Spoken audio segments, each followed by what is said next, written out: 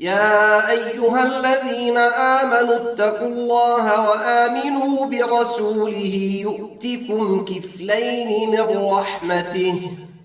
If it is difficult or impossible for a sick person to stand in the prayer, he may pray the Fard prayer sitting while still performing ruku and sujud.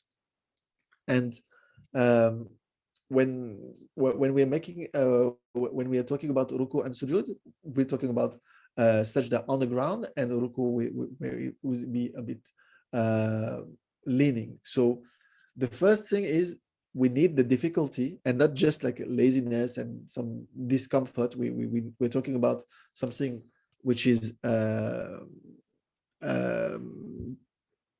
heavy on someone, or it would be delaying the healing of that person. So that's also another situation.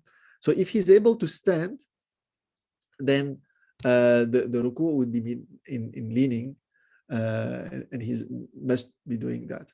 And if he's able to stand for a part only, then he must doing as well. So if he's able to stand leaning, he must still be standing.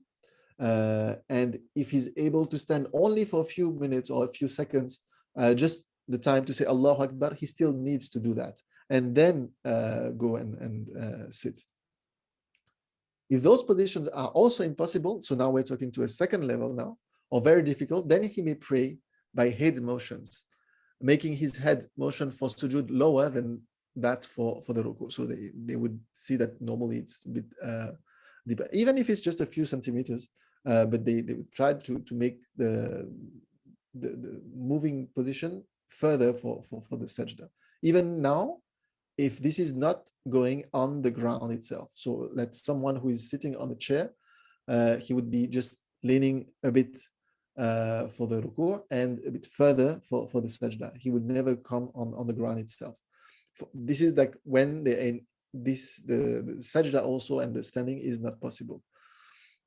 So if the sajda is not possible, then it's superior to pray sitting with motioning from the bowing and prostrating.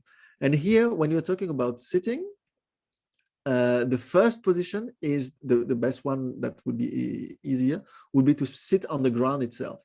So that's if they're able to do the sajda. Now, if they're not able to sit on the ground then itself, then they have also the possibility of moving on a chair, for example. They must make the prostration again lower than the bowing. This is now when someone is either sitting on the ground but they're not able to do the sajda, or obviously on the chair they won't be able to go on the ground for the prostration. To be the first to receive more great videos like this as they're released, click that subscribe button. Also, to take a course and increase your knowledge, go to Kiflayn.com.